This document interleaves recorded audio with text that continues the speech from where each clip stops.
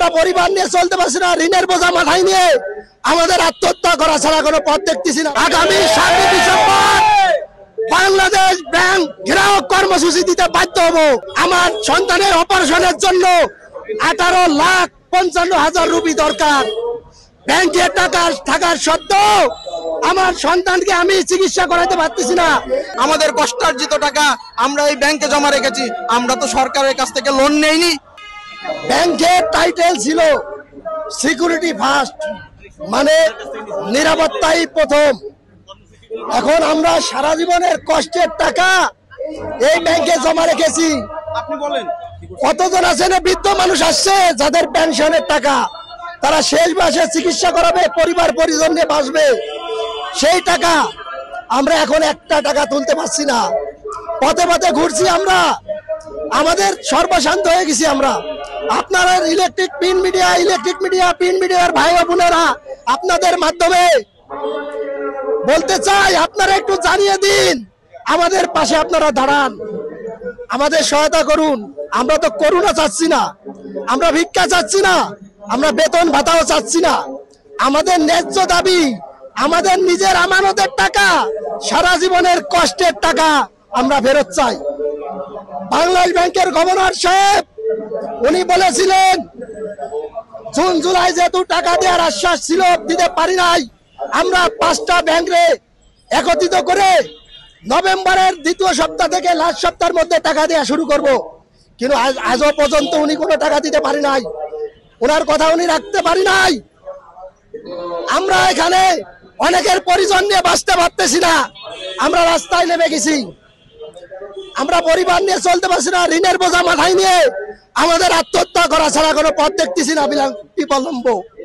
আপনাদের মাধ্যমে তুলে ধরেন, আপনাদের কাছে অনুরোধ, যদি আগামী 4 ডিসেম্বরের মধ্যে আমাদের আমানতের টাকা ফেরত দেওয়া না হয়, আমরা সারা বাংলাদেশের 1 কোটি গ্রাহক, প্রত্যেকের পরিবার সহ প্রায় 5 থেকে 6 কোটি মানুষ বাংলাদেশ ব্যাংকের সামনে অবস্থান কর্মসূচি পালন করব।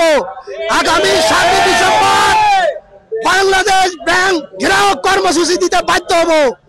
আমরা শান্তিপ্রিয় লোক, আমরা চাই শান্তির মাধ্যমে, আলোচনার মাধ্যমে একটা সঠিক সিদ্ধান্ত বেরিয়ে আসুক।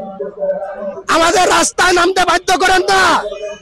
এই 5 থেকে 7 কোটি মানুষ যদি রাস্তায় নেমে যায়, দাবানলের মতো চলতে থাকবে, এই আন্দোলন থামানোর ক্ষমতা কারো না ইনশাআল্লাহ।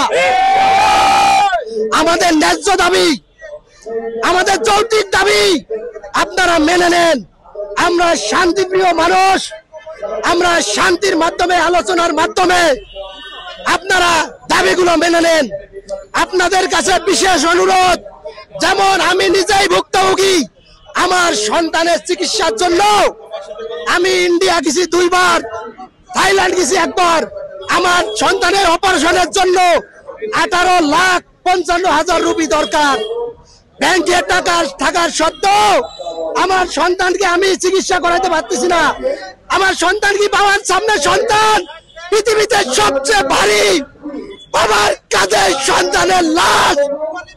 আজ আমার সন্তানকে কি বিনা চিকিৎসায় দুঃখে দুঃখে মরতে হবে? এই জবাব কে দিবে? এখানে অনেক প্রবাসী ভাইরা আছে যারা অক্লান্ত 15 থেকে 17 ঘন্টা পরিশ্রম করে ঘাম রক্ত করার টাকা বাংলাদেশে পাঠায়, পরিজন নিয়ে ভালো থাকবে দেখে। তাদের রেমিটেন্সের টাকা ব্যাংকে আটকাছে, তারা উঠাইতে পারতেছি না। অনেকে আছে ভিসা হয়ে গেছে, পাসপোর্ট জমা দিছে, টাকার অভাবে বিদেশে যাইতে পারতেছি না। এই মানুষগুলোর কান্না কে দেখবে? আপনারা দেখেন, আপনারা এগুলো আপনাদের নলেজে নেন। মাননীয় প্রধান উপদেষ্টা সাহেব, আপনি মানবতার ফেলিয়ারা।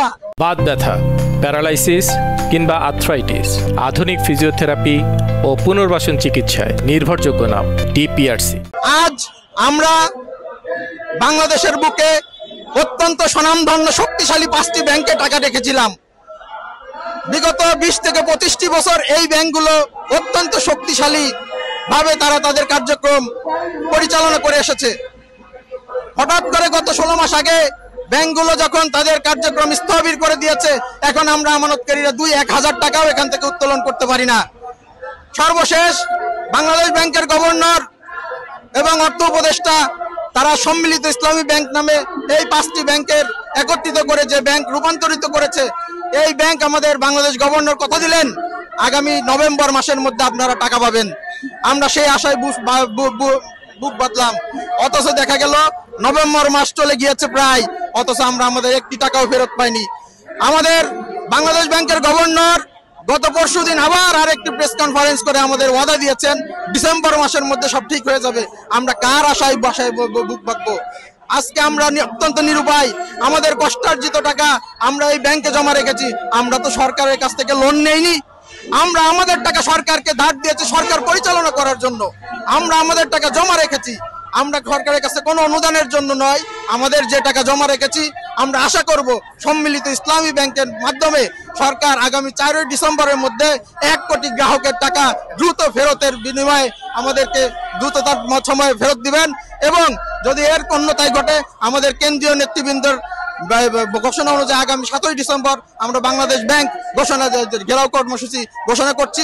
পাশাপাশি আমরা গত কয়েকদিন আগে দেখেছি 10টি ব্যাংক, বাংলাদেশের সর্বোচ্চ শক্তিশালী ব্যাংক বর্তমানে BRAC bank, City bank, Dhaka bank, Jamuna bank, Dutch Bangla bank, Pubali bank, Jamuna bank, এই 20 থেকে 25 বছর ধরে যে 5টি ব্যাংক বাংলাদেশের সবচাইতে শক্তিশালী ছিল, তারা যদি গত কয়েক বছরের মধ্যে দেউলিয়া হয়ে যেতে পারে, আজকে যারা শক্তিশালী ব্যাংক হিসেবে নিজেদেরকে দাবি করছে তারাও আগামী 2 বছর পর দেউলিয়া হবে না। আজকে আপনারা যারা ওই ব্যাংকে টাকা রাখছেন তাদের টাকা যে কয়দিন পরে সরকার এই টাকা থেকে দেউলিয়া হয়ে যাবেন, আপনারা আপনাদের টাকা ফেরত পাবেন না, রাস্তায় এসে দাঁড়াতে হবে, তার কি নিশ্চয়তা আছে? সুতরাং শক্তিশালী ব্যাংকে শুধু টাকা রাখলাম, আমরাও শক্তিশালী ব্যাংকে টাকা রেখেছিলাম, অথচ আজকে আমাদের শক্তিশালী ব্যাংক দুর্বল ব্যাংক হয়ে নিঃস্ব হয়ে গিয়েছে, দেউলিয়া হয়ে গেছে, নাম পরিবর্তন হয়ে গিয়েছে। আমরা চাই আমাদের টাকা ফেরত, অন্যথায় আমরা অত্যন্ত অনাহারা দিন যাপন করছি। তাই মাননীয় প্রধান উপদেষ্টা সহ অর্থ উপদেষ্টা বাংলাদেশ গভর্নরের কাছে আমাদের বিনীত আকুল আবেদন, আমাদের আগামী 4 ডিসেম্বরের মধ্যে আমাদের টাকা দ্রুত ফেরত দেওয়ার ব্যবস্থা নিন।